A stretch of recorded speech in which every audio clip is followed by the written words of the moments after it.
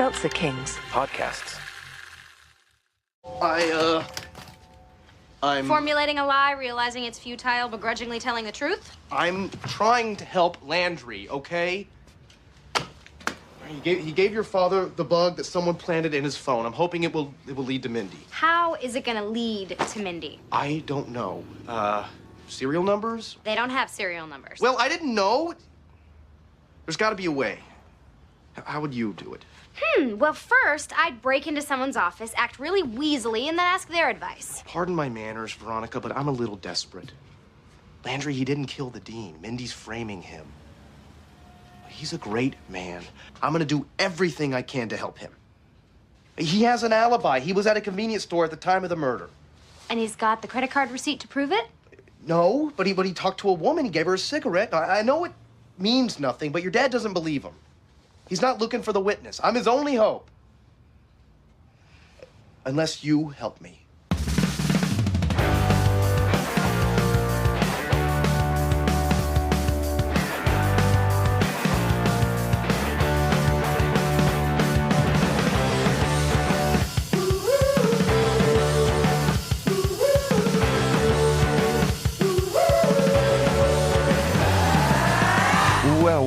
Well, hello, everybody. Welcome to another episode of Boys Watching Veronica Mars. We're just two boys watching every episode of Veronica Mars for the first time, giving a review, our reactions. We're your hosts. I'm Joe Welke Tucker. I am Vance Tucker. And today we're talking about season 3, episode 15, titled Papa's Cabin. Directed by Michael Fields, written by John Enbaum. Original air date February 27, 2007, to an audience of 2.66 million people. Before we get in the episode, join our Discord. Link is in the show notes. Joe and I are Patreon, patreon.com/boyswatchingbuffy. We're covering True Blood. We've got one more Twilight movie in the Twilight Saga to cover. And then we're moving on to a little devious plan that I have cooked up. The original Teenage Mutant Ninja Turtles trilogy. Yeah. Oh, actually, that wouldn't be that bad. I'm going to throw some stuff out. I want to get off with your plan. That wouldn't be that bad. That's not the plan, but that wouldn't be bad. I would love to do those eventually. Get at us. Get at us. Message Joe. Force his hand. 2026 the year of the sagas? I think it might be. Maybe. But yeah, you got a Joe Welke Tucker episode, everybody. Joe Welke's last name is not Tucker at all. We got married. No. Why is it because you like this episode so much that you decided to have double last names? It's because it's a big episode for me. Big episode for me. I'll do an early announcement and say Joe was right. The Amazon wish list. We can't have multiple address shipped. But yep, because your boy Vance is tech savvy, I've updated the link in the show notes. I did create my own Just Amazon. Created your own wish list. But like I fucking told you to. I said Joe was right. I'm admitting Joe was right. Joe was right about a lot. Just take the win. Just take the win right there. Yeah. So I was saying,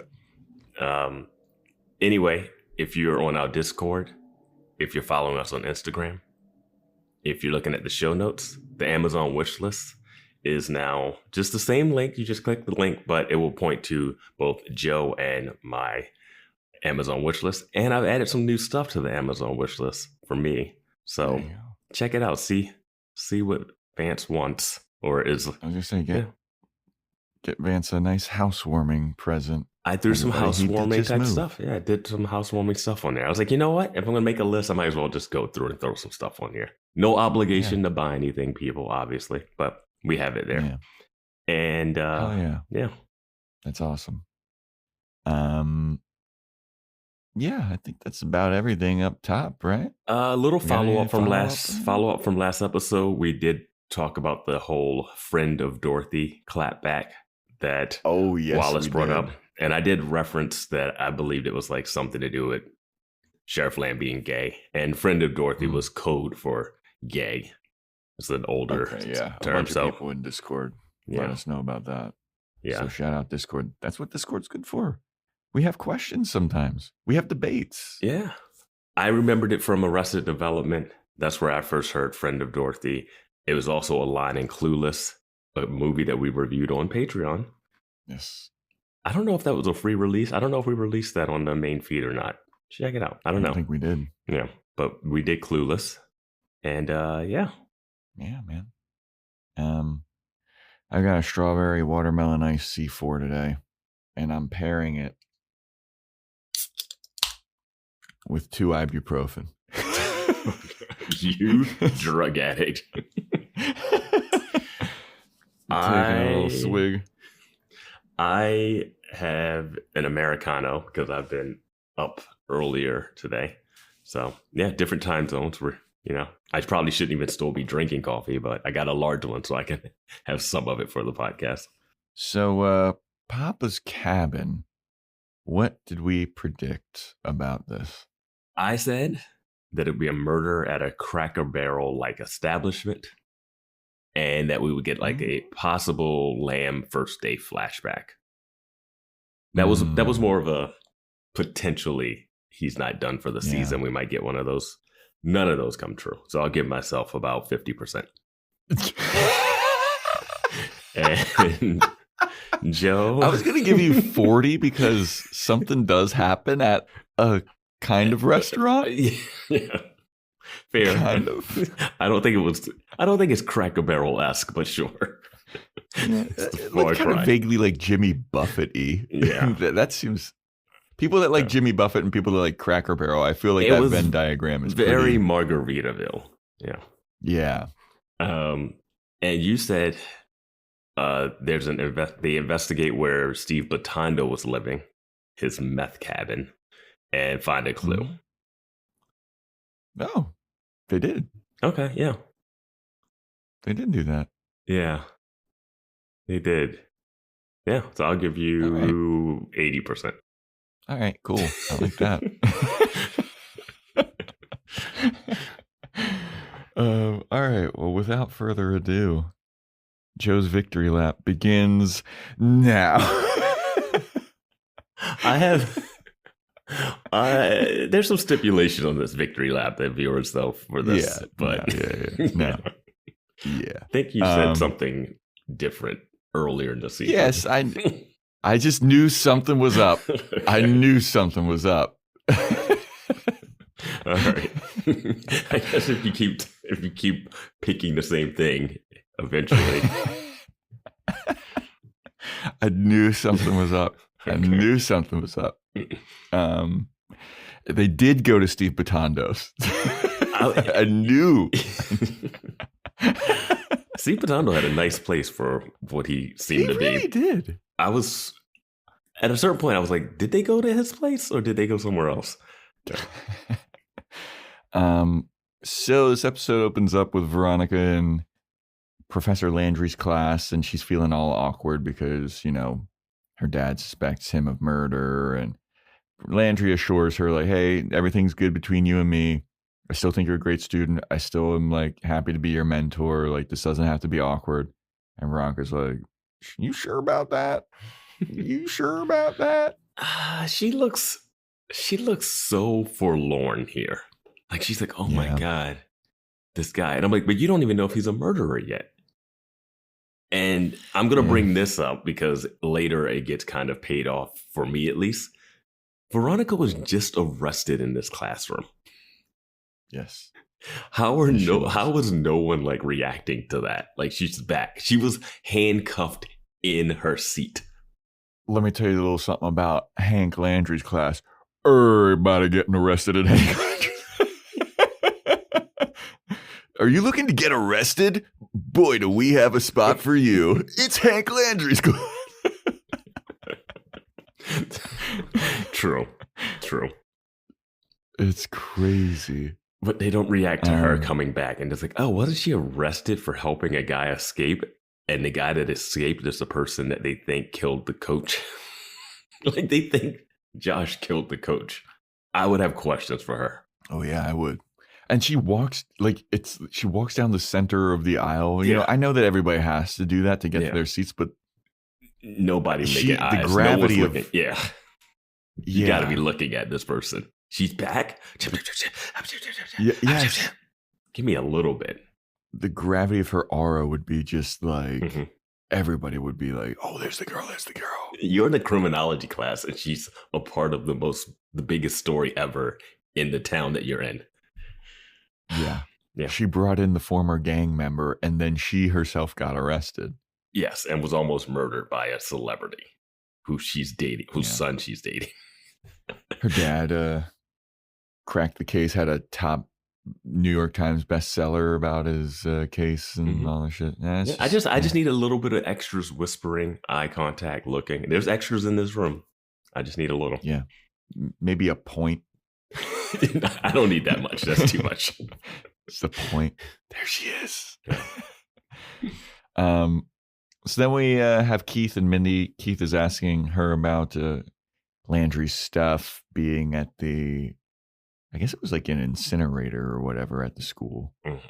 And Mindy's like, I still think Steve Batondo did it. Steve's prints were on the keyboard. And Keith is like, goodbye, cruel world is only 11 letters. Steve's prints were all over that bitch. That doesn't make any sense. They also found gloves in the bag with all the other clothes. And Mindy's like, look, I didn't kill Cyrus. And then Keith just lays out all of the reasons why Mindy's story doesn't add up. And I loved that because he's like, all right, you said that there were two people, a witness said that there were two people arguing in your hotel room and there were two men, but you say it was just you and Hank in there. So that doesn't add up. You said that your car was like in the place with the valet and that was checked out between 2:30 or 1:30 and 2:30. That doesn't add up. You said that you had a phone call about toothpaste. That shit doesn't add up. You said that the toxicology report showed that Cyrus had Xanax in his system after he ran out, after you got his prescription that day. Like, none of this shit's making sense, Mindy. None of this shit's making sense. And he's like, I think your boy toy, Hank Landry, did it. And then Mindy's like, all right, fine. I'll tell you the truth. All right, here's the truth, the whole truth, and nothing but the truth, Keith. So the person that came to visit me in the hotel room, the two people that were arguing were Hank and Cyrus. Cyrus came to the hotel room. He was furious. He had a gun. He said that he was going to fire Hank and ruin his career as a professor. And Cyrus had that kind of clout. Cyrus was going to blacklist him from all these other colleges. He's going to make sure you're never going to work in this town again, kid. I like that he would blacklist him, but Adam Scott wouldn't be blacklisted from working in high schools after all of the stuff he was doing. No, he's fine. Yeah. But then Mindy was like, so I left the hotel room and I was going to go try and talk Cyrus down. I was going to try and, big up Hank Landry and get him to be like, hey, let's calm down. But she went to his, she went home, car wasn't there. Then she went to his office just as his office was getting egged. And that was who showed up when Cyrus O'Dell went, what are you doing here or whatever? Mindy was trying to talk him down from firing Hank. So then she asked, this is Mindy's fucking line, she asked Cyrus to be merciful once again. Please be merciful. And then she gave him some of the Xanax that she picked up for him. Cyrus himself took 3 pills. Insane. And he was mixing it with his whiskey or whatever because he'd been drinking. Insane. The amount of drinking that he was doing and 3 Xannies, dude was going to pass right out. Yeah. So then when Hank called Mindy, he just wanted to know how the talk went. And Mindy's like, Landry didn't do anything. I didn't tell Landry. I didn't tell Landry that about the conversation me and Cyrus had. And she's like, I still don't think Hank did it, but he may have done it. You kind of convinced me, Keith, that he may have done it. But Cyrus also had a lot of enemies. And Keith's like, well, I still think Hank did it. When she said he had a lot of enemies, I was like, wait, what do you mean he had a lot of enemies? like disgruntled students, maybe? I don't like, what do you mean a lot of enemies? He was gambler. Mercer wanted to beat his ass because he owed him money. Mercer? What do you mean? Remember Mercer was talking to Veronica about how Cyrus Odell owed him money from gambling? Oh, I wouldn't take anything Mercer says as truth. I don't know. I know you're a Mercer apologist. I am not. I am not. Take it back. So then we go over to Hank's class. He's teaching. He's very animated. You can tell that the nerves are starting to get to this guy. He's very animated in this class today. What was he teaching this class? Like, I could not care less. You know, it had to be something on the nose. Yeah, like Miranda rights or something. Yeah. If you don't get read your Miranda rights, yeah. So Sack shows up with another deputy in the back of the room, and then Keith slides in all slyly. And this was a dope move by Keith. There's too many people for this. Badass. This is too many people for this arrest. Yeah, it really is. But Keith shows up, slides in next to Hank, and Hank's like, is there a problem, officer? And Keith is like, yeah, Hank, I'm going to be arresting your ass. And I'm going to be merciful. I'm going to spare you the embarrassment. Tell this class that it's dismissed so you don't have to get arrested in front of all these kids. And Hank is like, all right. Class, the sheriff wants me to come in for some questioning on a case. Class is dismissed, and I'll see you next time. And everybody gets up. Veronica's in the class. She's like, oh, shit. She looks pissed that he's being arrested, as opposed to being like, oh, I guess my dad, who's a good detective, found new evidence. Instead, she's like, I think something out. Instead, she's like, I think my dad's wrong. Oh, man. Yeah. So Landry comes in. Keith is questioning him, and Landry is like, he's ready to fucking just answer all questions. Keith's like, you sure you don't want a lawyer? And Landry's like, I don't need a lawyer. I got the truth on my side, baby. I expect the criminology teacher to play this a little better. Yeah. Especially a famous one. Like, he's like a best-selling author or whatever. Like, he's vaguely famous for being like this great criminal mind. Yeah. And he's like, I don't need a lawyer. Bro. Lawyer up, right? Guy. He should have one on retainer. Yeah. That's Tom Segura in his first special. He had that great bit about like, if you ever get accused of a crime, let me tell you, lawyer up. Because in every one of those like documentaries about figuring out a crime, the second the people are like, I'd like to talk to my lawyer, the cops are like, fuck. So Landry is like, I don't need it. So Keith is like, hey, buddy. So I talked to Mindy. Mindy flipped on you. And then he tells Landry everything that Mindy told him. And he's like, you sure you don't want a lawyer? And Hank is like, oh, that's what she told you? Oh, she told you that Cyrus was just threatening me. Oh, interesting, because Cyrus was also threatening Mindy. And then we get another flashback of Cyrus threatening Hank and then being like, and you, pointing the gun at Mindy, we're done. Tomorrow, all of your shit's going to be out on the lawn. I should have listened to my friends when they told me not to marry you.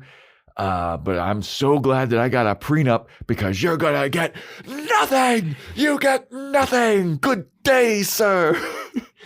It's funny that him having a gun doesn't seem like the threat at all. Yeah, no. But Hank then is like, so she went to talk to Cyrus to save herself. She didn't give a fuck about me. She wanted to keep living that sweet, sweet life. And then Keith is like, yeah, but one of the maintenance workers found your bloody clothes covered in blood down a maintenance shaft. And Landry just like stares off in the distance like, I don't know how that happened, but Mindy has access to my clothes. She's setting me up, man. She's setting me up. And Keith is like, well, where were you after, y'all were done smashing and watching Kiss Kiss Bang Bang? And he's like, well, I left the hotel and I drove home alone. I stopped at a convenience store to get cigarettes. And Keith's like, did you charge him? He's like, no. He goes, but there was a lady there that asked to bum a cigarette from me. And Keith was like, do you know this lady? You have any idea? And he's like, she was like 30s, 40s, brown hair, about yay high. And Keith was like, that's not really helpful. And Landry's like, I don't know what you want from me, dude. Yeah. And so then Keith was like, I just want to know how your clothes, though, ended up covered in blood. And I don't know, shit's not looking good for you, Hank, so I would lawyer up if I were you. Like, all right. Do you think that Keith is a good sheriff? He's much better than Lamb. In this situation, all the evidence is pointing to Landry, but the story is very incomplete because I don't believe Landry, being as savvy as he is, would throw his clothes away in the incinerator at school. Yeah. Yeah. Like a criminology professor would know, like that's especially after he read all those How to Plan a Perfect Murder papers. Of course. Yeah.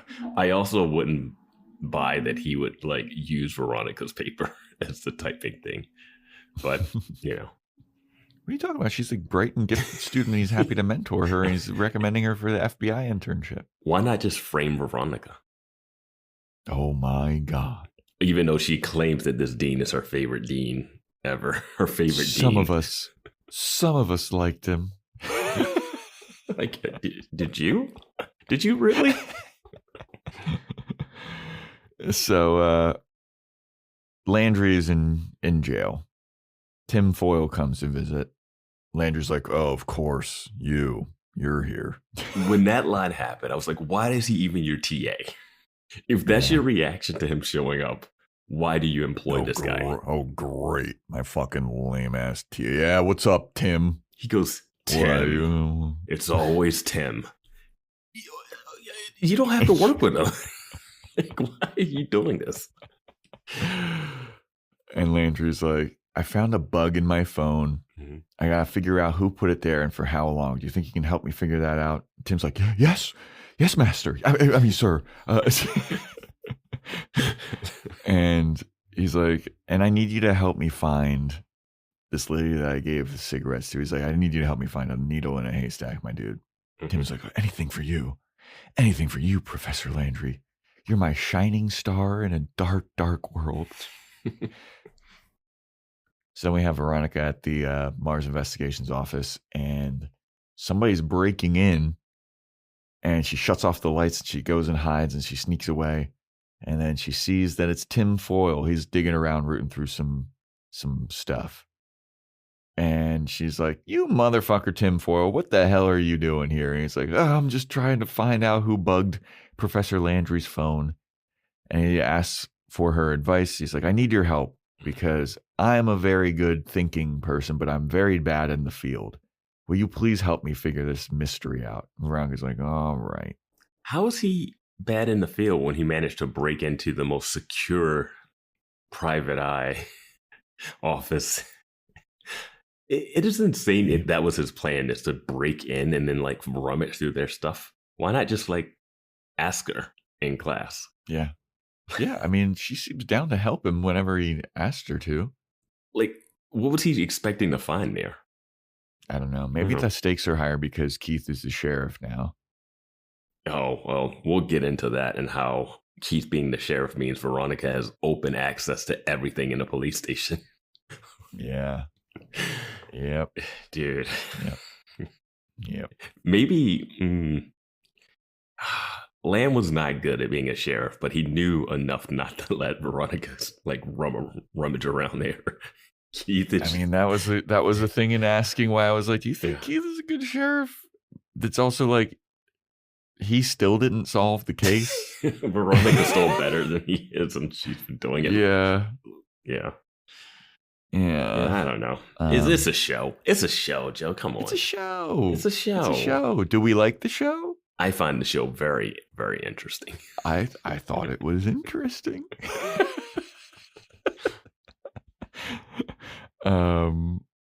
Yeah. So I like this Veronica episode. Foyle, I will say I like this episode. this is a good episode. I do enjoy this episode, mainly because I was spot on. That spot is a little messy. You missed a part of that spot. I did miss a spot. Yeah. I did miss a spot of the spot, but I was spot on. Sure. So Veronica and Tim Foyle, they go to the convenience store that Landry went and bought cigarettes, and they asked the store clerk if they saw Hank. They got a little picture of him. And the surveillance tapes, they ask about the surveillance tapes. They're not hooked up. Nobody saw Hank. Nobody remembers. This was also months ago at this point. So they're just like, what do you expect from me, dude? So Foyle is like, this is hopeless. This sucks. How are we going to fucking prove that Hank didn't do it? And then a bunch of gals show up, and Veronica's like, oh, okay. We could ask these gals that work at the Midnight Ballet dance club across the street if they remember. You mean Strip Hank. City? So Veronica goes over to Midnight Ballet dance club. We have class Strip here. City. Strip City. All right, they were working at Strip City. I mean, you gotta do clear advertising. Yeah. So they ask if any of them saw Hank, and then they like belittle them. They're like, "What are you two, like fucking Scooby Doo or some shit? What is this, like ragtag team of investigators?" And Tim is like, "Actually, yes, we are." And Veronica's like, "Shut the fuck up, Tim. No, I'm looking for my dad, and this is my dad." And the girls are like, yeah, well, none of us saw it, but you should ask Terry, because Terry smokes like a train. She'll be here tomorrow. And then Veronica's like, all right, good intel. This is one of my favorite Tim Foyle moments, is when the women go, do we look like we smoke? And he just goes, yes. It's the funniest line delivery in the episode. I mean, they do look like they smoke. Yeah. But the girl is like, no, we have to keep our skin good. And I was like, word. I just love the matter of fact. Yes. Yeah. So then we have Logan getting lunch with Parker. Wallace sees them all giggly together, and he's like, huh, that's strange. Yeah. So we go back to Mindy. Yep. Wallace, enjoy your one of two scenes. Yep. And Mindy is signing, she's cashing into life insurance with a guy named Nick DeCinto. And she puts on her sunglasses looking guilty as hell. And then she goes to buy a boat. She's like, I'll take that one. She's got the babushka and the sunglasses. That's the telltale sign of a guilty motherfucker. And this is a woman that has kids, right? Oh, yeah. Okay, cool. She shipped them off to England. Oh, okay. Is that what she says? Is that the thing that happens? That's what Keith says. Is that how they wrote them off the show? Yep. How does she ship them off to England? She's got it in. Yeah. She was struggling to like. Whatever. She couldn't pay that Porsche payments for Steve Bitondo. The house was falling apart. Steve Bitondo just got murdered in her house. Yeah. But somehow she ships the kids off to England, which didn't seem like that was even a remote possibility. Well, they said that that's where her parents are. Okay. So maybe the parents got involved. I don't know. I just feel bad for that little emo kid, the little goth kid, the juggalo. Yeah. That poor guy. The parents didn't come in when her husband so-called murdered himself. They were like, yeah, we'll stay over here. Yeah. But she's got a boat. Now she's getting a boat with her little headscarf and her sunglasses. I hope it ends better for her than it did for Kendall. We'll have to see. Yeah. We'll have to find out. I have to just wait and see. Oh my gosh. About 20 more minutes of this episode. How are the Fitzpatricks involved in this? They're not. Fitzpatricks are done, man. Fitzpatricks are done. Oh, I think you'll be surprised. You'll be surprised. All right. We'll see. Is this Vance being spot on? Hey, there's a lot more season left. There really is. There really is. And I'm terrified. I'm terrified of what's coming. But the Fitzpatricks, yeah, that's all that's left. There's 4 more episodes of this. But it seems like this is all wrapped up. Yeah. The second big mystery. So, I mean, maybe the Fitzpatricks come back. Who knows? I was saving this for the end, but I am terrified of what's to come in the next couple episodes. Got a 4-episode arc of whatever it's going to be. It's going to be troubling. Yeah. So then Wallace is at lunch with Veronica, and he tells her about Logan and Parker. He's like, I saw them having lunch together. It looked like they were, connecting. And Veronica is just giving him these snappy, quippy comebacks the entire time. I was like, bro, you're being so fucking annoying, Veronica. This kid's trying to be such a good friend to you. Like, hey, man, I saw something. I thought that you should know. And Veronica's like, man, see, blah, blah, blah. Yeah, so when I saw this the first time, I was like, oh, the end of, maybe they're thinking that the audience missed the end of last episode where Veronica had seen Parker with Logan. So they're doing a rehash where Wallace sees it. So Wallace is telling her about it. And instead, Veronica's reaction is to question, which Gilmore Girl are you, Wallace? And my thought is, come on, man. Like, yeah. I know that that's her default, is to quip back and stuff, but he's trying to be a bro. He's trying to be a friend. He's trying to just give you the heads up. Nothing. If I'm Wallace at this point, I'm like, I'm friends with Veronica, but I don't need to have lunch with her all the time. And I need to just keep the friendship to a level that if I ever get in trouble, I can call her up. And I think I still earn that cachet.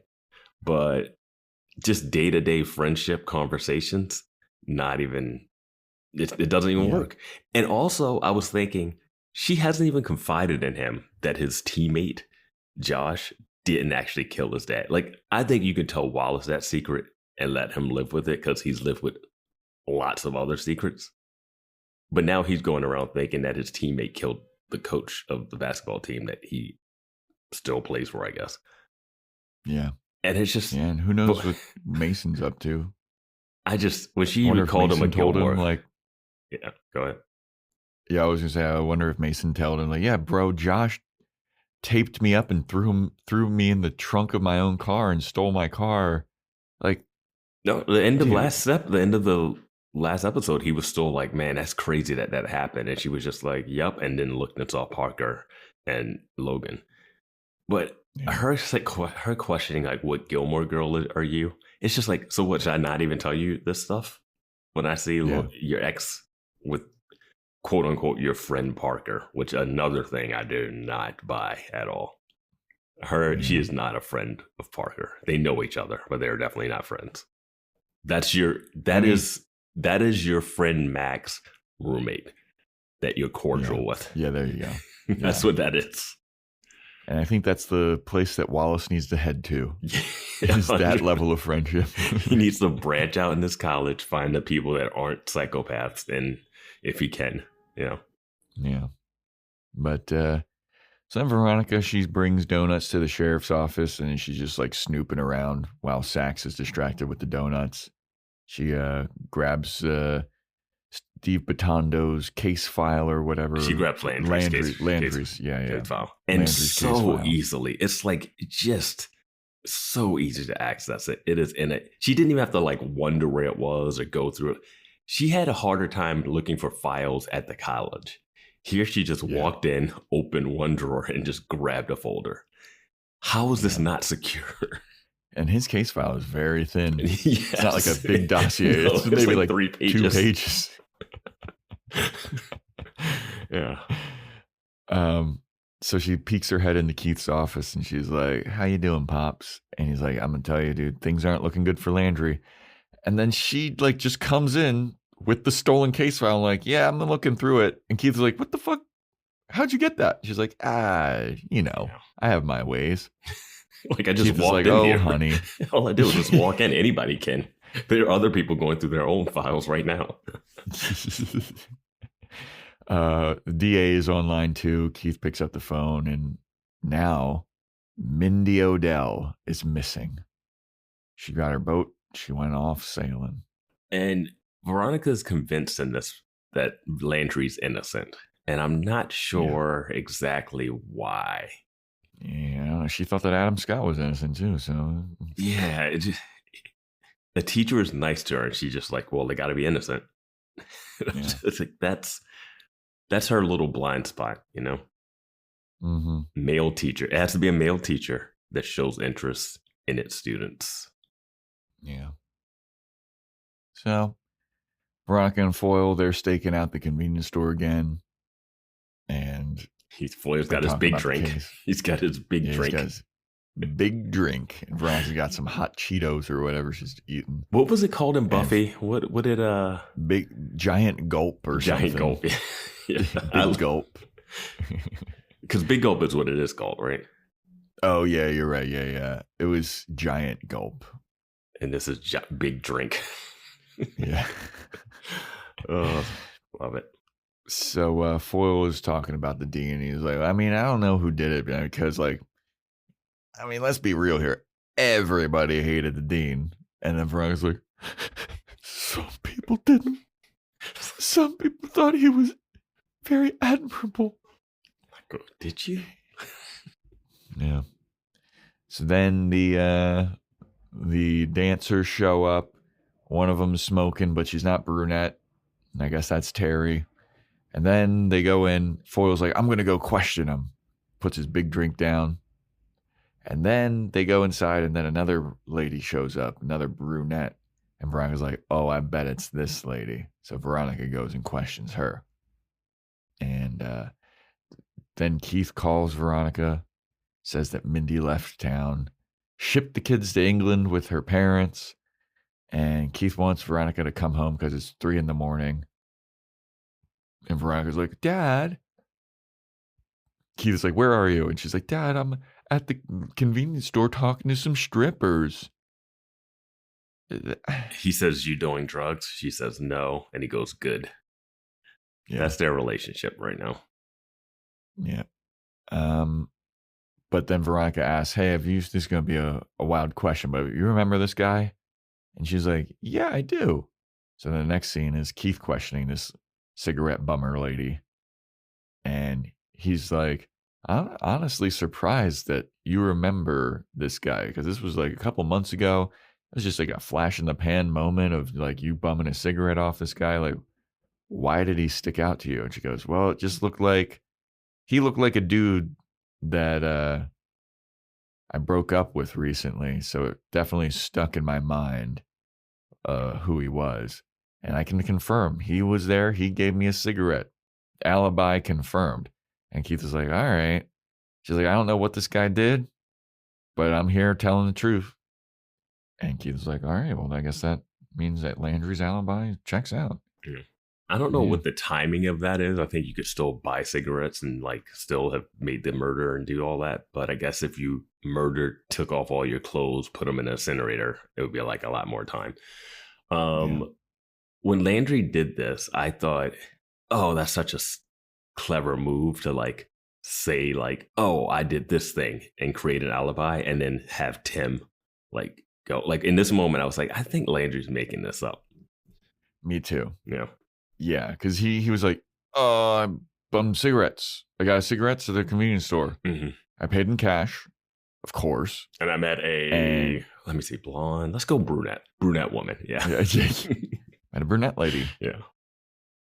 But then Landry thanks Foyle and Veronica for tracking down this mystery woman and getting him free. Yeah. And they tell him Mindy's disappeared, and Landry's like, well, that's really interesting because I think that she did it. And Foyle wants to investigate Batondo some more. Veronica is like, but the keys are still in the evidence. And she just walks over to a drawer and pulls out his keys. And she's like, all right, let's go. I love he's my car, yours. I love he's like, but the keys are in evidence. How are we ever going to figure this out? And she's like, you've never broken into evidence and ruined cases before. Yeah, I don't think that she even says anything. She just like laughs in his face and just walks over to a cabinet and gets him. It's insane, especially considering what happened in season 2. Just like evidence locker stuff. It's just. So, Veronica and Foyle will go to Steve Batondo's. Why? It's interesting too because she could tell Keith this stuff. I mean, it's the show. We need Veronica to be the one to do it, but like, she's really like fucking over Keith. Yeah. So they're going through Steve's stuff. Foyle's wearing gloves, and Veronica's like making fun of him for it. Oh, look at Mr. Investigator in the field over here with his gloves. I thought this was insanity. It's one of those things where you just don't bring up the glove thing. Like, you just don't bring it up because it makes her look bad. Because he's doing it. No, she's Foyle was... He's like, we can't leave fingerprints. Foyle's on point here. And she's like, oh, but this looks creepy. Just use your sleeve. And she's... I'm like, what do you mean use your sleeve? We've never seen her do that. We see her doing it later, and I can't wait to talk about it because it's insane. You can't use your fingers if you're pulling your sleeves up. Yeah. I mean, just put the gloves on. Veronica's like, you look like a creep. I'm like, for who though? Like, it's not like there's anybody there. If someone shows up, you're in trouble regardless. You stole keys from the police station. Yeah. Yeah. But they're looking for the phone recordings. Steve Batondo had a fuckload of CDs, so they start going through all of his CDs. Here's a question, though. Do you think Steve Batondo is clever enough to bug a phone? No. Yeah. I didn't even like, this didn't even remotely track whatsoever at all. And his place Steve was, his place was actually nice. He's a voice actor, meth head. Yeah. And like, he would have sold all of those DVDs. Yeah. He would have sold all of them for money. It's no way. Yeah. He was stealing vases from Odell's place. You think he's going to have all this? Yeah. Yeah. No. This was a part where I was like, I know they said they're going to Batondo's, but this doesn't add up. At first, I was like, are they at Landry's house? Are they at Mindy's house? But this is supposed to be Batondo's. Yeah, he's got a nice place too. Yeah. It's a nice place. Yeah. He's got a bunch of CDs, DVDs. They eventually find the CD with the evidence that they were looking for, and they start listening to the tapes. We hear Hank pleading with Mindy to come back, and he promises they'll take care of Cyrus Odell. Just don't freak out. And they're like, okay, well, that checks out. Yeah, Batondo keeps his recordings organized and dated. Yeah, he's very just very like diligent with that. You know how when you're on meth and you're just getting... Yeah, you get into like a flow state. Yeah. Of organization. That's how you do it. No one needs Adderall for that. They just use meth. Yeah. Yeah. Starts to look smaxing. Yep. But then they open up a message from the same day that Hank left to some. There was a phone call with the dean from Pepperdine. Very fun and exclusive college, private school on the West Coast out here. And it's Hank talking about Tim. And they're like, hey, this guy, he listed you as a referral.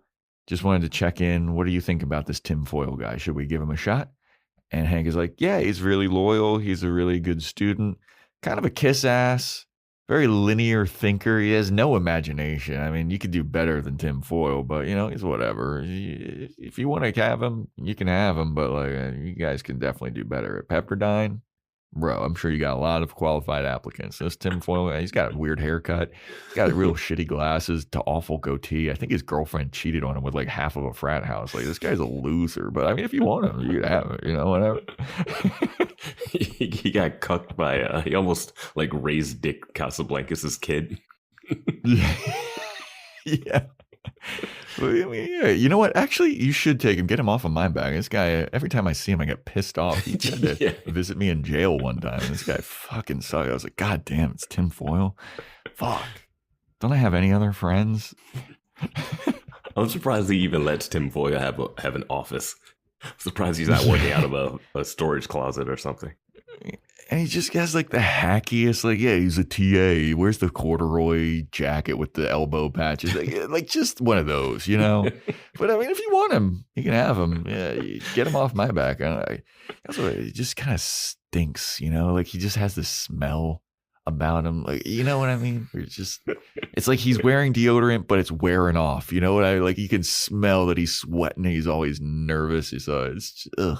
People that have like a punchable face. He's kind of got like a drop kick face, You gotta get like a running start. And let me tell you, I don't know how he got that girlfriend of his, because she is, I sleep with a bunch of people. Like I'm fucking the dean's wife right now, actually. And this girl, Bonnie or whatever her name is, I forgot her name, but like, bro, she is way too good for this Tim Foyle guy. Just like Pepperdine is too good for this Tim Foyle guy. But I mean, he got Bonnie, so maybe he'll get Pepperdine too. I don't know, man. Are you still on the line? Hello? They hung up like 10 minutes ago.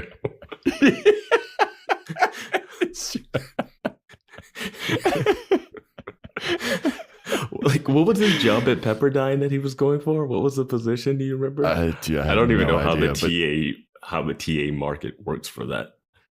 Yeah, but Tim is listening to this. Yeah. He's like, "This is fine." Brock's like, "Oh my God, Tim, I'm so sorry you had to hear that." And he's like, "No, it's all good. It's all good." It's funny. That's like not even true. The funny thing is, if Tim died in the next scene, Veronica would be like, "I really like that Tim Foyle guy. He was one of my favorite TAs." He was an admirable man. Yeah, I was like, "No, he wasn't. No, you didn't. What is this?" Oh God, yeah. But Tim is like, "No, it's fine. It's whatever. Don't worry about it. It's all good. It's my hero roasted me to Pepperdine." Yeah. Veronica, do I actually stink? Tell me honestly, what do you think of my goatee? Veronica's like, "I thought I was going to Stanford, and then something happened between season." My dad didn't go to New York with me, and all my dreams crashed out. I didn't take the last test to go to Stanford because I wanted to sit in a courtroom to hear a guilty verdict that wasn't guilty because my boyfriend / the son of the guy who killed my best friend, he took the evidence from the evidence. Oh my God, I'm doing it again. Yes. So we then have Keith at the sheriff's department, and Veronica shows up with the recordings of the phone calls, and she's like, "Hey, here's some evidence for you. I think that Mindy did it." And all of this evidence kind of like leans towards that, all these phone calls from the bugs. And Veronica's like, "Landry's innocent." And then Keith's like, "Well, that's interesting because now Landry has disappeared." And Veronica's like, "Whoa, what? Did they disappear, or are they just really bad at finding people?" Because they're finding that people are going missing very quickly. Oh, yeah. Mm-hmm. Also, who's reporting that Landry's missing? Like, it seems like they haven't even had the date. Like, you got to show her at class, and he doesn't show up. Yeah, I feel like, isn't it like 24 hours you have to wait before somebody's like declared missing? And who is the person that is calling Keith to tell him that they're missing? Like, are you guys asking for more questions again? Do you have someone sitting on their house? Yeah, I have no idea. Soon as Keith told Mindy, "Don't leave town," I was like, well, now she's gonna leave. Yeah. She wasn't even thinking about it until you planted that seed. She's gonna go find Papa Dick Casablancas, Daddy Dick. Oh yeah. Suckle on his teeth for a little bit. Go to that helipad. Cyrus is dead. Go to that rooftop where the helicopter's always waiting. So then we see Mindy. She's on her boat. She's asleep, but she wakes up to a ruckus. She's like, what's going on here? She goes up to the top deck and she sees that Landry is on board with her. And he's steering the ship. And he turns around all menacingly. And he goes, so you finally got that boat you always wanted. Cut the commercial.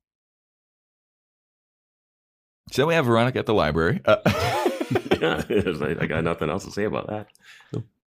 Yeah, Veronica's at the library and she's listening to Landry's phone calls, looking for some more evidence. She's trying to find something that proves that he's innocent. And she listens to a phone call where Landry's talking to Mindy about like, oh, I wish we could get away from it all and go to spend a week at Papa's cabin. And Veronica's like, pause. I got to research what that's all about. But don't Google she it. Calls Tim. Yeah, no. She got to call Tim Foyle. Hey, Foyle.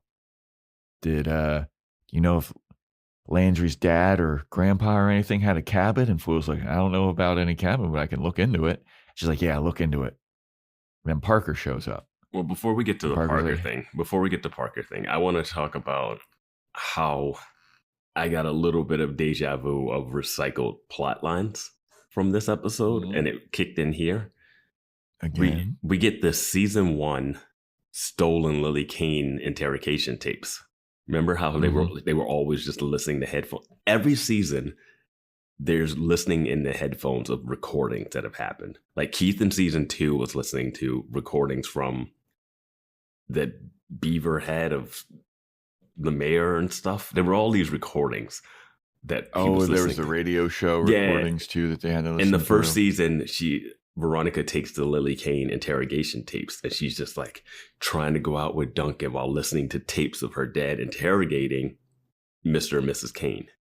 And in this episode, we get Keith interrogating a couple basically in Mindy and Landry. And I was like, and he's dressed as a police officer. And I was like, I was getting season 1 flashbacks. I was like, oh my God, this is exactly what happened. Veronica listens to tape recordings. He interrogates a couple and he's like, your story's not lining up. And I was like, this is a season 1. This is Lily again. In the show's defense, there are only so many ways that you can gather. I know, but there's so many. I mean, but they shoehorned in that someone literally was tapping Landry's phone. Like, I mean, there are other ways. There have been other. SVU has 20 seasons. I'm sure they recycled some stuff too, but this is like too dead on. He's even dressed like a sheriff. Like they literally did all this stuff to put him back in the same position so it looks the same. And I don't know if they thought this was another thing I was thinking. I don't know if they thought this was the last season ever of the show. So if they're trying to wrap everything up and it's a little like, okay, let's pay homage to that. But it's just something about the last couple episodes that has been like so similar. Fair enough. It's not a big knock. It's just something I've noticed. Yeah. I mean, like I said, I feel like there's only so many ways that you can do research and evidence hunting. I know, but like, I mean, you could say anything where you're like, oh, they're breaking in to find evidence and Veronica's doing, you know. But I will say, like, the show has done a lot of unexpected stuff. A mayor got blown up, right? So like they're doing unexpected stuff, but then every time it's like, well, this person was cheating, so that's why we have photos of this. And I thought this person was cheating. I was like, you can only do it so many times in a 20 episodes arc where every person thought someone was cheating on them. We should find a private investigator and interview how many of their cases are just like people. Oh, all of them are. Cheating. That is. But for a TV show, you have to like the coach thing being cheating. I thought was a little bit of a reach, so that they had some evidence, so they had photos of a person. Yeah. And now we just have Landry having a bug on his phone that she can just like listen to all the recordings. So then Parker shows up. She wants to talk to Veronica. Basically, you can tell that she wants to talk to her about her and Logan, but Veronica's like, hey, I gotta go. And Parker's like, all right. She feels weird. Yeah. She's like, me and Logan, we've been kind of like getting lunch together. And Veronica's like, yeah, I gotta go. Poor Parker. I feel so bad for this girl. I feel so bad for this character. I feel so bad for the actor having this role. Yeah. I mean, she's been in other stuff. She got paid decently for this. She's in the opening credits. But boy, is this just an undercooked. Her and Piz are just undercooked this season. Yeah. But Logan shows up to eat lunch with Parker again. Parker's like, hey, so I know we've been having lunch at this Chili's to go in the dining hall every day for the last 3 days. But Logan eats horribly. He has to be eating horribly. Like hotel food and dining hall food. Oh, yeah. He's going to have high blood pressure. Dude, he hasn't had a home-cooked meal in like 3 years, 2 years. Yeah. Goddamn. And he doesn't know how to cook. No. This spoiled little rich white boy. This bitch doesn't know how to cook shit. Yeah. But Parker's basically like, hey, I know that we've been like hanging out a lot together, but like, I really value Veronica's friendship. And right now I'm not feeling very comfortable. I'm and sorry. Logan's like, that's just so I funny. get it. Yeah, no. My note is like, are they friends? What do you mean value her friendship? When was the last time you hung out with her? Probably when Veronica was blowing that rape whistle. Another Canada Day? You mean that when you guys set up on the date with Piz that went horribly and the bowling date? Like, what's that? I can't. Yeah. But Logan's like, all right, no. Heard. I hear you. I get it. But he looks fucking devastated, as if he didn't think this would ever be a possibility. And what is the deal with him not going to classes? Like, do we supposed to care about that? Yeah. She's like, hey, how's econ? And he's like, what? Oh, I skipped it. I flaked on it. Who gives a fuck? We had the same thing with Dick. Is this going to be a plot point of him almost failing out of college? Because I really don't care. Well, I thought that was the econ class, because Dick was like, if you miss one more class, you fail. And then this episode, he's like, hey, I skipped the econ. Who gives a shit? I guess who cares? I don't know why they keep harping on him not going to class. How's mechanical engineering going for Wallace? Wait, aren't they both in that same class? No, they're both in they were in sociology together. I thought sociology was going to play a much larger part. No, they can't afford Homer Simpson. And they can't afford Wallace, apparently. They can afford Professor Homer Simpson. I haven't seen Piz in months. I don't know what the deal is with Piz. He seemed like he was going to be a major character. Why is Piz and Wallace not having side adventures? I've seen Ed Begley Jr. after he died more than I've seen Piz. Right. Where the fuck is Piz? The scheduling, the cast usage is so strange for the show. Sax is getting more screen time. Sax. Yeah, dude. Weevil. Mindy O'Dell. Mindy's kids. Mindy I've seen them more. Yeah. So yeah, Logan gets up and leaves, and he's like, I get it, but I wish we met on another timeline. Where it's just like, God, dude, you're such a sappy lover boy, man. Yeah, like you can't have feelings for her this deeply just yet. Yeah. No way. But so we have Veronica. She's snooping through Landry's photo albums, and she finds something. And Tim comes from the kitchen. He's like, I also found something. He has a picture that was on Landry's fridge of Landry and Mindy looking like they're in like the Bahamas or something. They're sipping on some Mai Tais. And he's like, what do you think about this? And Veronica's like, well, I found this picture of Landry's, I'm guessing his grandpa. And he goes, oh, Papa? That's what Landry called his grandpa, Papa. And he's like, yeah, okay. Why do you know that? That's weird. But she got a picture of his grandpa in front of a cabin. She's like, maybe this is Papa's cabin. And Foyle is like, maybe this is Papa's cabin. Maybe it's like a resort or so. I don't know. But they also found a disposable cell phone. And Veronica's like, check out some field work here, man. Redial. Now, this is the point where you can see that she has her sleeves a little further up when she's going through the pictures. Mm-hmm. But then she gets the phone and it's just hands on the phone. They are just touching the phone and passing it back. This is key evidence. One, how is this place not searched by the cops first and foremost, where they should be able to find the phone? But whatever. Mm-hmm. The craziness of her talking about not wearing gloves, having her like little sleeves up, like it's wintertime and you want to warm your hands a little bit. And then she gets the phone and it's just fingerprints all over everything. Yeah.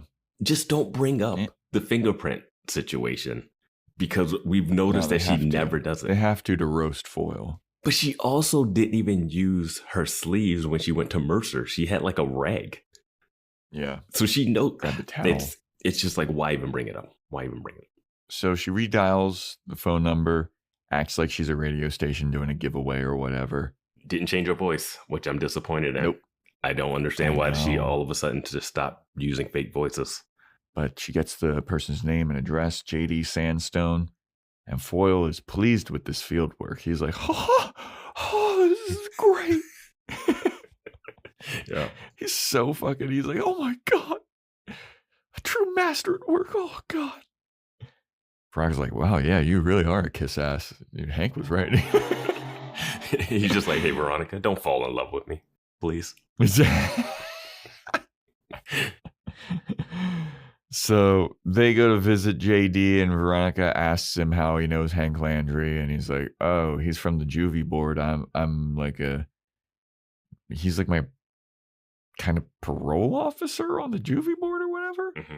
And then his mom shows up and she's like, what's all this racket? Who's at the door? What's this all about? The door opens and who is his mom? It's the cigarette bummer from earlier, the brunette that said that she saw Hank at the convenience store. And Veronica looks at Foyle and she's like, this is bullshit. This is very bullshit. So another kind of plot rehashing. They did this earlier with finding out that the kids that were stealing something. Remember when they go to the concert and they find those kids and they show up and they were like, oh, the fat lady stole. It was like the opening episode. Oh, yeah. And they called and it was because they knew him through the mentorship program. It was a person. It was a guy that was like in the mentorship program. Yeah. Yeah. And this happens to be, again, a mentorship program thing, which kind of works. It's callback. Kind of callback, yeah. But it's interesting that is like the same connection. Yeah. This one pays off a little bit better on a rewatch too, I think. But yeah. So then Veronica, she goes and she tells Keith about all this. And they think it was blackmail. Apparently Hank called this lady, told her that she should go meet with Veronica at the convenience store to like prove his alibi correct. And if she doesn't, she's going to send her son back to juvie, basically. Yeah. I mean, he'll give a bad recommendation and the kid will go. Yeah. And Landry's still missing. And Veronica and Foyle give Keith the pictures of Landry's grandpa. They had their cabin theory, Papa's cabin, and they can see the plates on the license of the car, and they start to debate which state it could be in. And then Keith is like, or it could be a resort in Cabo San Lucas. It's Papa's cabin. I just Googled it really quick. I love when they have a long bit where they talk about the aspen trees. And I was like, oh, Madison did it. Yeah. Madison and Logan somehow made this happen. Honestly, I would have loved it if Madison was the murderer. It would have been insanity, and I would have loved it. This would have been my favorite episode. How they made it justified. Yeah. It was all like, okay, Logan's going to go on a ski trip. I'm going to get Veronica shaken up. that I'm going to kill the Yeah. dean for no reason because he didn't let me into Hearst College. I would love to see them shoehorn Madison into this plot. It would have been amazing. I mean, the reason that Keith knows about this Papa's Cabin, he saw from the picture with Hank and Mindy that there's a little picture of Ernest Hemingway that they're standing next to as well, while the bartender's shaking up their margaritas or whatever. And he's like, or it could be the resort that Ernest Hemingway used to go to in Cabo San Lucas. Or, like, all right. I don't know if Hemingway went there or Hemingway...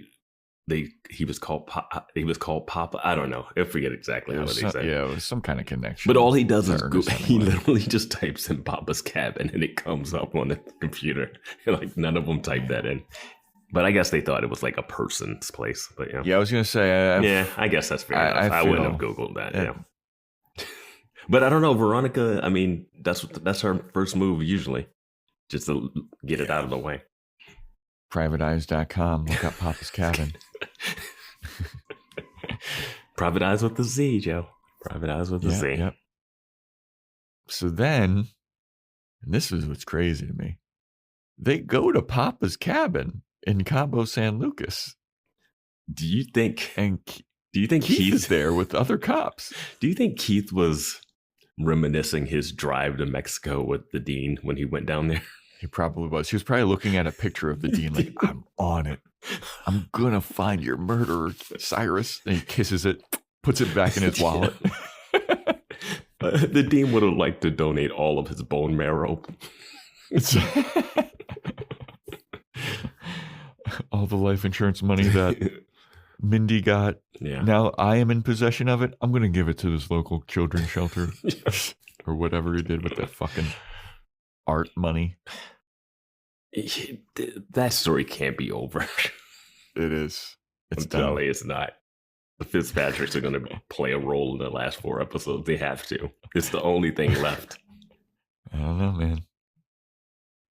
But it now would cops go to Mexico? Would like Keith go there in his?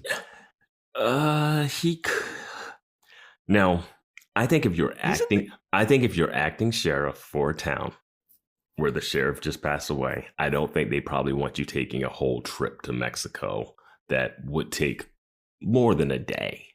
Yeah, I mean, he's there in his. You see the patch on his shoulder, Balboa County. No, I mean, Sheriff's Department. You can go there with the other police. The police that are there in Mexico will have to make the arrest and then hand off to you. Like you have to be like, got it there. You can't just go by yourself. That's the thing. But you can be like, hey, we think we have a person here, blah, blah, blah, blah. You know? But Keith is there. He got a positive ID from the hotel worker that Landry rented a boat. And then they just are like, where could there be a boat? And then they look out and they're like, there's a boat. That's probably it. Yeah, I mean, he didn't rent a boat, but that's the boat that they were on from being on the thing. What did he? Because they were at the bar. Because he probably went to the bar and then said he went out to that. He took a boat. Oh, I guess Landry rented a boat to go to another boat. So yeah, sorry. Yeah, he took a boat to a boat. Yeah. So Keith and the other cops, they get on that boat after riding out. And they look for Mindy and Hank, but Hank is the only person there, and he's a little bloodied up. And Keith is like, what happened? He's like, I swear I didn't do it. I swear I didn't do it. All right. Mindy definitely is setting me up. I admit to switching the dean's keyboard. All right. I switched the keyboard. I just took Batondo's from his home, switched it with the dean's. All right. That's all I did. But I came here to be like, Mindy, why would you flip on me? Why would you turn on me like that? And then we got into a fight.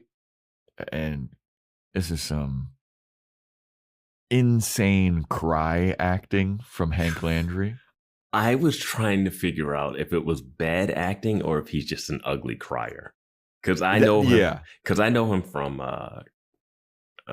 Better Call Saul, and he plays a lawyer in that, and he's good. He's good in that show. But I don't remember having to see him like cry or anything. But this one's it was in between. I was like, bad acting or ugly crier. I think he's a good actor, that does bad cry acting. Maybe, yeah. Because he's just, or he's an ugly cry because he's just there and they're like, how can she turn on me like that? And his mouth is all open. He's like drooling. Yeah. I get that he's also supposed to be drunk. He also accidentally killed Mindy. They got into a fight. She fell overboard. Classic white lady death. Wow. Wow.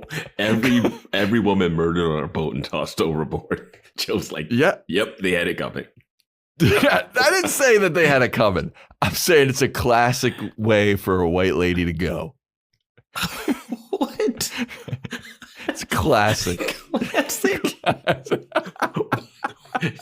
You know those white women just falling off boats after getting bludgeoned in the head? Yeah, they quote unquote fall off of boats with their husbands. Their husbands straight murdering those poor white ladies. But usually the husband doesn't go to jail afterwards. Yeah, but it was dark. He couldn't find her in the water, and he doesn't know where Mindy is. I swear it was an accident. I just punched her in the face. That's all I did. Did you like Keith's acting here? Where one, they just let this guy like have a drink, walk around, and then Keith's like, "Where's Mindy? I was like I was gonna probably sleep with her if she was innocent. Like, where is she? She was giving me the eye, bro. She was giving me the eye. Now, cock blocked me by murdering this lady." Now, the relationship that Mindy and Hank Landry have is more than just a fling, it seems like. The fact that they've been that's what Veronica was saying when she was listening to the tape. She was like, this is seeming more like a relationship than just like fucking. Yeah, and that makes a little more sense why you would stick with the Dean's like wife like this. Like, that's so risky, especially for someone that cares about their career, tenure, just all of the things that he's doing. But it was more, it felt like a real on relationship, which makes sense why he would try to cover for her, because he thinks she murdered the Dean and she thinks he murdered the Dean maybe. So it's a lot of like who murdered the Dean in their relationship. So now they can't even trust each other. But he hit her over the head, and probably because he was driving the boat, looking back creepily before a commercial break. Yeah. Hello. Like, why would you even go to find her at that point? Why wouldn't you just tell if you're Hank? How did he find her? Well, he knew that she would just go to Papa's cabin. Oh, all right. Yeah, because because she lacks the creativity like Tim Foyle. She's a linear thinker. She doesn't have a creative mind. That's his like insult for everyone he doesn't like. Oh, 2 + 2 = 4. Okay, linear. He's like in Mindy's face screaming, "You would never get into Pepperdine." Linear is his way of calling you basic. You're linear. You're linear. You're linear. Oh, God. The Good Place. What a fucking beautiful show. Yeah, Kristen Bell. Yeah, basic. Knocks it out of the park in that show. Yeah, Kristen Bell is so good in that show. But yeah, then we see Mindy's body washing ashore, and just the water's just going all over. She's got seaweed in her hair. She's right next to Logan's mom. It'd be funny if Logan's mom walked out of the water then. That would be amazing. That would be a great episode. Giving her CPR. Yeah. Mindy, wake up. You can survive this. I did. I mean, Hank is bloodied up. He's got like a cut above his eye, so it looks like Mindy got some shots in on him. Yeah, she thought he murdered the Dean, and he's driving the boat. He shouldn't be there. Yeah. It was a dumb move. It's a dumb move by him. He's like, I just wanted to talk. Very linear of him. Yeah. I just wanted to talk and just get to the bottom of this. Yeah. I wanted to know why she set me up. Honestly, though, the cut to Mindy washed up on the beach had vibes of It Follows. That like opening scene of It Follows with the girl. Like she's all like twisted up, and there's like kids. And it's like there's like families and stuff. It's brutal. Yeah, people taking selfies with the dead body. It's interesting that they decided to show that she's dead and not just kind of like have it be like maybe she went overboard and whatever. Like they literally showed like it's done. I mean, they learned from their mistakes with Logan's mom. Oh, she's still around. That's what the next 4 episodes are all about. Yeah. You know what? You're probably right. I can't wait. I don't know what to expect for the next 4 episodes. She's Madam Fitzpatrick now. She like runs the organization. Yes. She came back. She's got some like she's got gills now. she's got a cane with like a lighter and amber on it. Oh yeah. And then she unsheathes it as a sword. Yeah. God. Who knows? Anything could happen. Anything can happen. So Veronica, she's at school. She's going to go to Tim Foyle's office, and Logan stops her. He's like, hey, I got to talk to you about something. And she's like, Logan's like, well, some people are afraid of you, Veronica. I gotta ask you some stuff. Me and Parker, we've been hanging out a lot.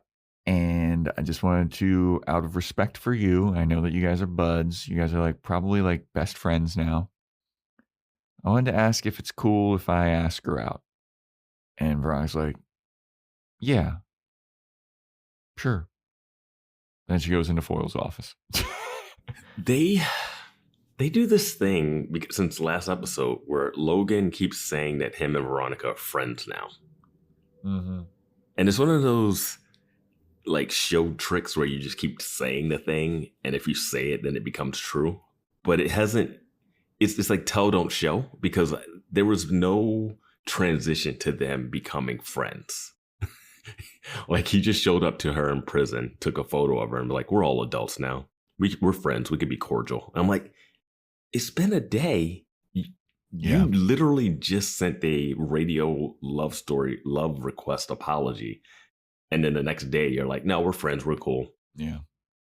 I'm over it. Yeah. Yeah. It's just. I played Mario Kart with an 11-year-old girl. I'm good. Yep. I can't go out this Friday because I have to play Mario Kart with the kid. This can't end horribly.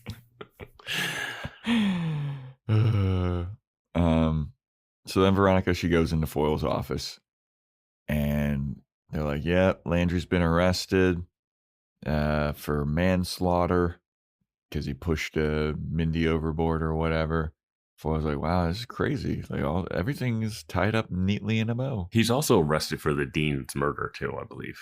Oh yeah, you're right. And Foyle's like, well, surprisingly enough, since Landry has been arrested, we have to have somebody take over the criminology class. And since I was his TA, it's now my responsibility. Yeah, obviously. That's how TAs work. You wouldn't bring in another professor. I was like, what am I paying this school for? Like, imagine going to that school because you want to do criminology. You go there because Landry is the professor. Well known, written multiple books. And then Foyle shows up. He's like, I'm going to be teaching you. Yeah. The guy, the Poindexter that nobody liked. Yeah, that nobody likes and that Veronica has gotten the better of multiple times in class. I'll be like, yeah, I got to transfer schools. I'm already putting my transfer in to get to another school. Yeah. I'll go to community college for a while, figure my shit out. I'm going to go to a school where the dean is alive. The teacher exists. The basketball coach wasn't murdered. Like, I'm out. There's not a serial rapist shaving girls' heads. I'm out of Hearst. Like, I'm sorry. If it's no way Parker's parents are following the news of Hearst College and are like, oh, this is where my kid was assaulted.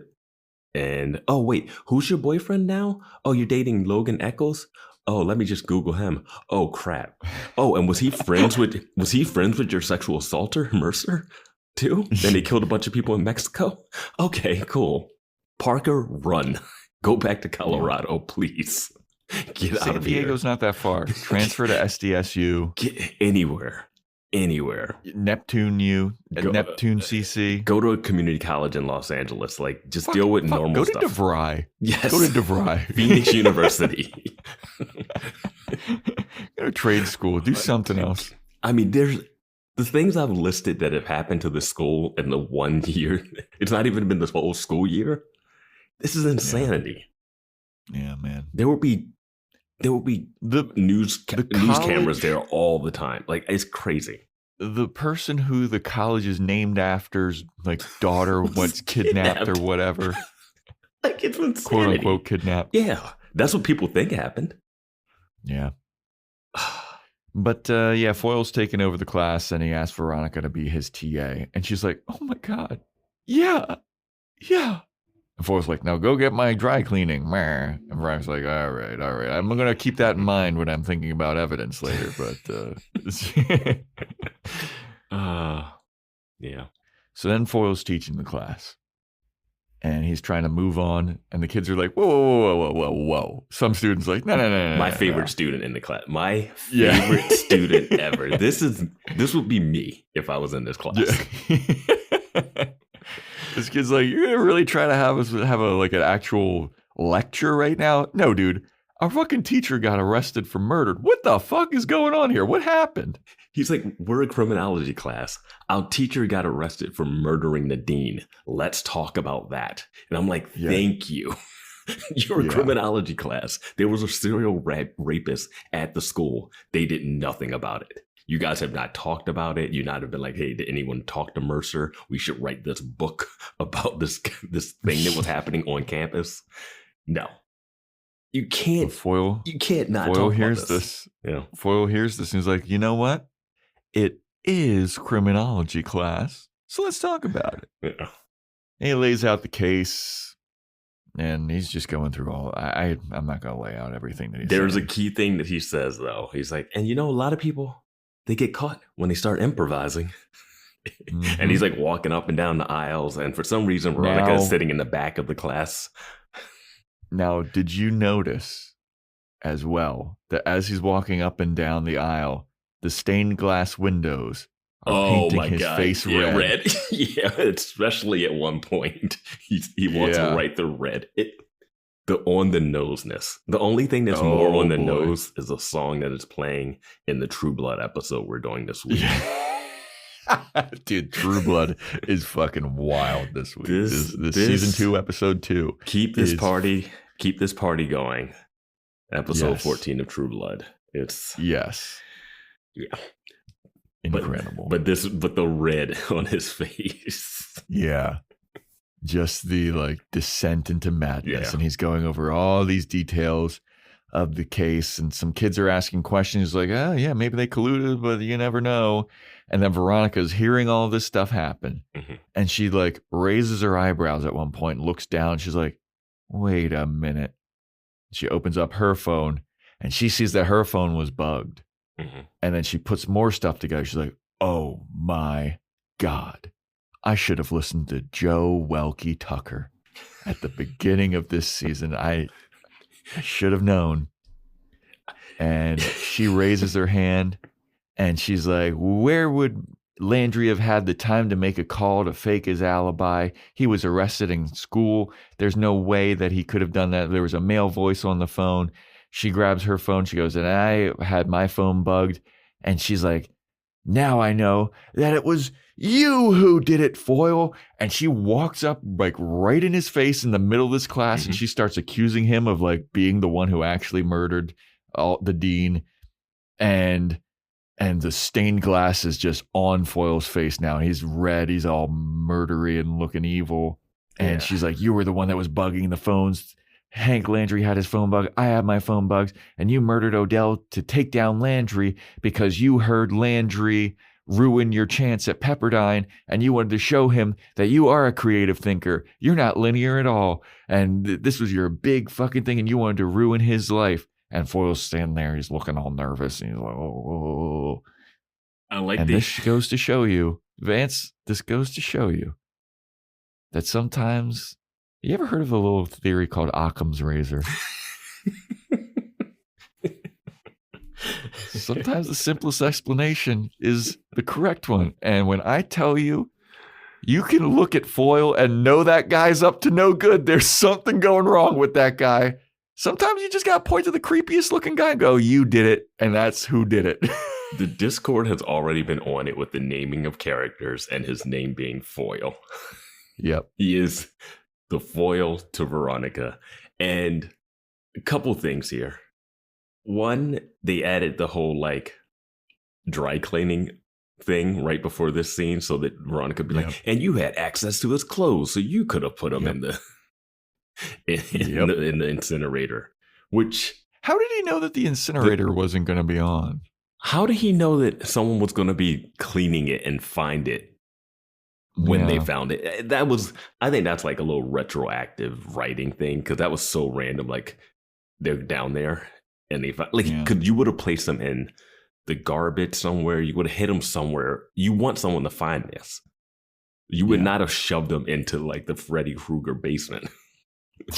You know, like, and they were in a place where like, you really, like, it was, Weevil almost never found Weevil had to like use a broom to get it to unlatch in order to find it. That's for the audience for like a cliffhanger in that episode, but there's no way that's your plan if you were planning this murder like that. Two, for your spot on, you thought he was a rapist. Well, I bet he still is. Honestly, I don't even know if that story's over. I don't even know if that story's over with. I don't know. I'm saying he shaved their heads and used the hair as a wig. That actually tracks more. But I was like thinking, if Steve Batondo could not have possibly bugged a phone, the guy was a meth addict. How would he even have access to that stuff? Two, why would he keep such organized details? Why would he be bugging? I guess he'd be bugging Landry's phone because he's sleeping with his ex-wife. But why wouldn't he be bugging the Dean's? I don't know. The Batondo thing is I guess I would like to go into all the lives that are ruined in this situation. Well, Mindy's dead. Mindy's dead. I want to start with Was Batondo. Mindy innocent? Mindy was innocent in all of this. Innocent in the murder, not innocent in the affair that led to the affair. The affair itself is what puts Did Mindy do anything illegal? Because I don't think she did. She held the evidence away. She would be processed for obstruction of justice, just like caned people, because that's what they all are doing. They're not telling the truth about Dean showing up because they're covering themselves. And Landry, you kind of feel bad for him because his whole life is ruined. Because like the affair's one thing, right? Like you can say what you want about that, but he also tried to frame Batondo and put Batondo behind bars for murder that he knows Batondo didn't commit, which is so fucked up. Like it's fucked up. The keyboard switch. Yeah, which I was like, I got to figure out how Batondo's fingerprints got on, and that makes sense. Like he just goes to Batondo, steals his keyboard, or swaps them out or something. That makes sense. Which is also crazy because the cops didn't even check that. They didn't even check the keyboard until Keith brought that back up. Sheriff Lamb is dead because of this whole thing. Yes, he is. Batondo's dead because of this whole thing, which Batondo being dead is directly related to the frame job that Landry did. So Batondo's death is on Landry. Sax got PTSD. He was fine. Now he's got donuts. Fine. Yeah, he's got fine. donuts. He's fine. He was just shell shocked in the moment, but now he's like, I'm a man. I killed people. He probably brags about it at bars. And Landry's now going to jail. His whole life, career, everything this is it. This is the interesting chapter. Cyrus is dead. The kids are in England. Kids are doing great. The kids are doing great. They're going to get English accents. It's going to be awesome. There's rock bands over there. There's heavy metal. There's stuff. He's going to be, he's going to be good. The kids are going to be fine. They didn't utilize the kids as did the kids do it? Oh, did the Lilith House girls do it? Which I thought was going to be kind of a thing that they play in. The Stoltz guy, that led to really nothing. Yeah. Foyle murdered the Dean to get back at Landry. Yes. That's such a roundabout way of making this guy's life bad. That's such an aggressive. Like, what I need is one more step. I need the Dean to do something that would piss off Foyle, where he's like, I can kill two birds with one stone. But killing the dean seems like, for him to go to murder and for them, like, what if he just killed Landry? He could have just killed Landry and then he would have taken over, right? Yeah. I mean, it's just like, who do you think had a better plan? Who do you think had a better plan? Beaver killing a bus full of students to get back in, so they don't tell them that the mayor molested him, or this. Like, I just don't know, because remember that episode where Foyle makes Veronica find out that Hank is sleeping with Mindy because he's like, I just wanted to prove to you that he's not a good guy. Yes. Like, Cyrus Odell is a victim in all of this. Oh, and you know what? Veronica should have known right there when he kept saying, when he shows up in this episode at Mars Investigations, he goes, hey, Hank's a good guy. And I don't think he did this. That contradicts his whole, he's not a good guy, you shouldn't take the job. I'm glad that you brought that up, because that was my exact thought when he said that. I was like, didn't you say he's not a good guy? And you had Veronica on this incredible goose chase. You faked like somebody ratting you out and faking your papers so that she could follow these crazy breadcrumbs to find out that Landry is fucking the dean's wife. Yeah. Because there's a lot of creative thinking, actually. Yeah, because that is creative thinking early on. That was an early episode, too. And it's funny because the show keeps doing that thing where people say things about people that they don't mean. Like Parker's like, Veronica's my best friend in the world. You're like, is she? You like got mad at her most of the whole first half of the season, and then we haven't seen you the second half. And then Veronica's like, and Keith and Veronica, like, the dean was the best person we've ever met in our life. And I'm like, really? Yeah. So then when Foyle comes in and he's like, hey, Landry's the greatest person, I'm like, sure, I guess we're just pretending things now. But yeah, Veronica should have clocked that. I don't know why she thought Batondo was able to have recordings or even know how to bug a phone. Yeah. I don't know. Yeah, it's if you're Foyle in the situation and Veronica's calling you out in front of the class, do you just punch her and run? That's what I thought was going to happen, because she is in his face. Or I would just run. You got nothing else.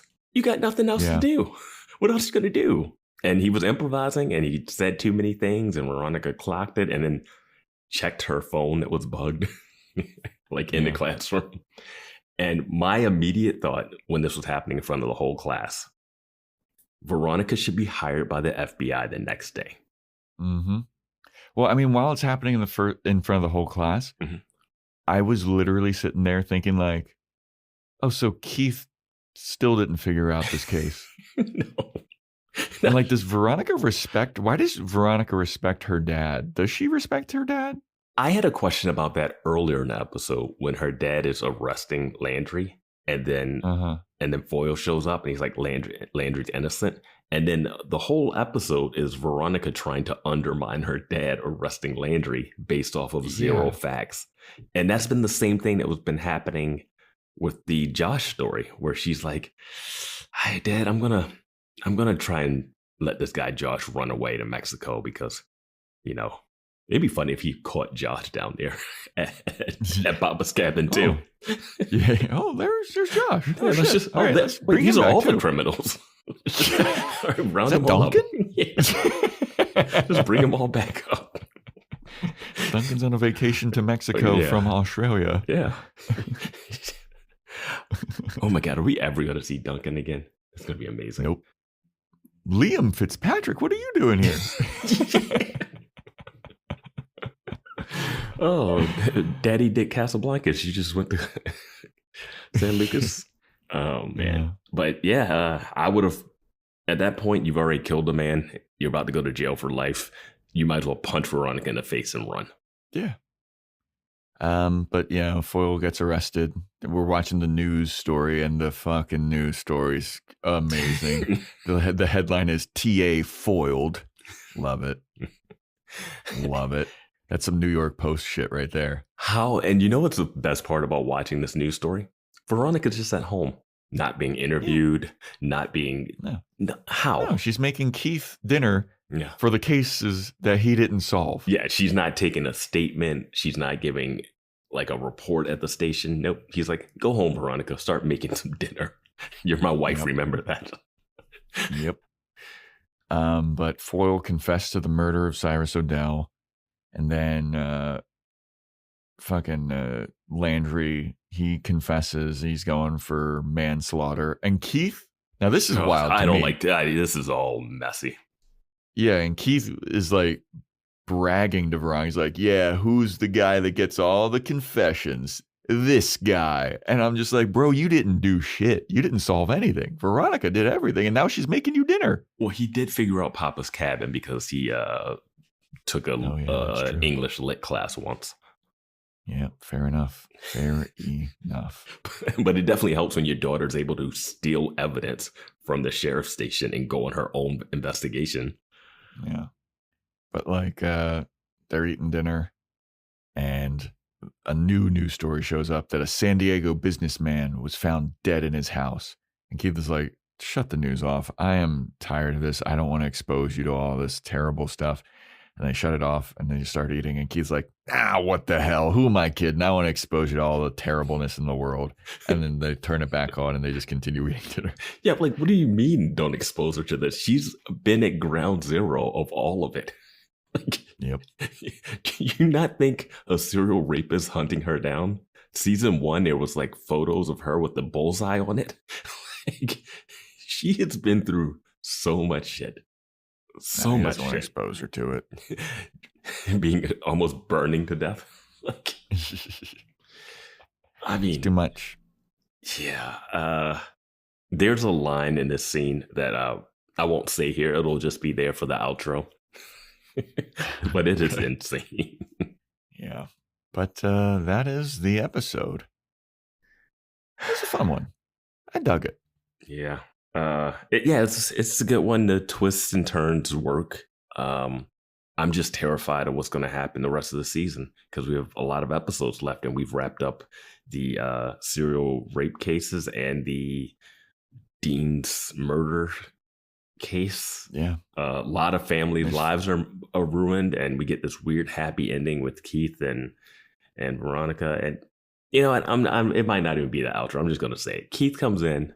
Veronica's making a home cooked meal. Maybe she's cooked something for Logan. I don't think I've ever seen her cook for Logan. I've seen her cook for prisoners, but not Logan. Yeah, but that's true. Veronica's making dinner. She's like, oh, I heard meat and potatoes are what people like. Yeah, what men eat. And Keith says, give me my meat, woman. Yeah. And I was just like, what are we doing? What are we doing? This is such a dark episode. And it has this like weird, jokey, kind of happy ending thing. But so many lives are ruined. The school should be shut down for like a week. Lives are ruined. Lives have been ended. Yes. There are kids that are in London now that are like, well, I guess my dad, my stepdad, my biological dad, and my mom are all murdered. Like a whole, like that's it. Bio dad, stepdad, and mother. Gone. Those kids traumatized. Like that's a lot. It's consistent for Neptune. It is consistent for Neptune. You can't have no parents. Kids can't have parents except for Veronica, but she only has one, so it's okay. Yeah, just never brought up again about her mom. Right. Just that's gone. No more mom. And Wallace has brought up. Wallace has one mom with him. He has his dad in Chicago. So because they're separated, it's okay from Nev, 2 parents. But he did think that his dad died. He was under the impression his dad was dead. Both of Logan's parents are dead. No, I think one in a possibility. Yeah. Dick's dad is missing, and his stepmom is at least dead. Mm-hmm. And the other mom is alive, but she's also in London, probably. Yeah. Or England. I mean, even fucking Duncan's kid's got a dead mom. Meg is dead. Duncan's parents are MIA. Like, Dude. This show, man. Mac was switched at birth. Nobody knows what's going on there. Yeah, Madison does not know that she was switched at birth. This show. Yeah, man. It is bleak. What a show. It is bleak. And like Yeah. the person that got it worse out of all of this, Steve Batondo, probably. Oh, yeah. I mean, he went ham on lamb, but Yeah. that shot of He him didn't being need like the second hit. he didn't need the second hit and say, "How do you like that?" or whatever he said. Yeah. That was that for me felt egregious and meth raged in a way that I was like, that's because all we saw Lamb did slam him down in a chair, but hitting him twice with a baseball bat, rough. I mean, they did steal his bone marrow.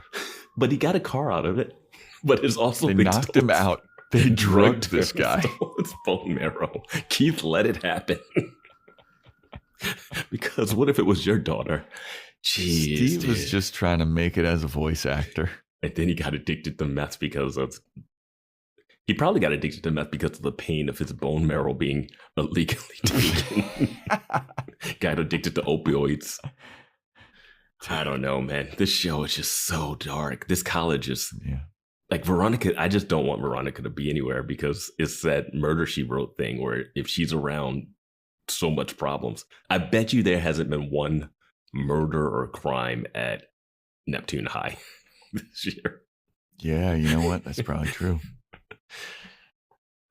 The next episode is titled Un-American Graffiti. Okay, I know American Graffiti is the movie. I think that was... Is it Scorsese, Coppola, one of them? Who did American Graffiti? I haven't seen it either. I know Nick Cage is in that, so it must be a Coppola, maybe. Oh, Nick Cage. We're going to steal the Declaration of Independence. Maybe this episode, maybe what will happen is they'll just talk about American Graffiti, for the movie. Like, oh, they'll switch it up from Kiss Kiss Bang Bang? Yes. Yeah. I wonder if any of like the writers or whatever people associated with this show worked on Kiss Kiss Bang Bang. This is a George Lucas movie. George Lucas directed it. It was produced by Francis Ford Coppola. And Nick Cage is nephew of Coppola or something. He's a... Yeah. He's some kind of Nepo baby somehow. Yeah. Well, I don't even know what to predict because the story's wrapped up. I'm going to say we're getting back to the Fitzpatricks. That's what my prediction is. I'm going to predict we're getting back to Dick Casablancas. Maybe we get some answers about what he did to make him show up to Logan's place. I feel like we'll get answers about him being married before we get answers to what he showed up to Logan's place for. This is my Fitzpatrick storyline where I'm like, no, they have to answer that. No, they're not. I'm not letting it go. That was just a bullshit cliffhanger to throw you off and tune in next week. All right. Well, we'll find out what Un-American Graffiti is about on the next episode. Thank you guys for listening. Hop on Discord. Let us know what you thought of this episode. Join our Patreon, patreon.com/boyswatchingbuffy. Boys Watching True Blood. Boys Watching Movies is on there. We got our new fancy Amazon wish lists that go to both me and Vance. Yeah. Get Vance a nice housewarming present. This guy, I can see it over Zoom. He's living in squalor, everybody. He needs some. Just expose wires and everything. Yeah. He needs your stuff. I might be across the country, but the police sirens are still in the background. Yes, they are. Yes, that is a staple of the Boys Watching brand. Yes. That's how you know you're listening to a Boys Watch. No, that's just an AI copy because they don't have the police sirens intermittently. Oh my God, that's so funny and so true. But yeah, you want to shout out Apple Podcasts, Spotify ratings and review. You know what I say it every episode. You get it. Yeah, and get it. Try to get Joe to pick something, a different saga post Twilight. No, I think people are piecing together. They have to be piecing together. They can't. But we still have time to change it. We still have time to change it. I think we still have time, though. We still have time. It's still a possibility. Please. So you're saying there's a chance? Yes. You're Doctor Strange looking at Tony Stark, the one. Yeah, there's Please. just one. I just need someone to drop something that just makes me go, we got to do it. We got to do it. The Three Ninjas franchise. Yes, That's what I have a friend that would love that. Dude, the Three Ninjas movies are fantastic. Rocky, Colt, and Tum Tum. Are you kidding me, dude? Yes, the whitest grandkids. Oh, man. Yeah, that's the wrap. Thanks for listening, and stay tuned next time for when we talk about Un-American Graffiti.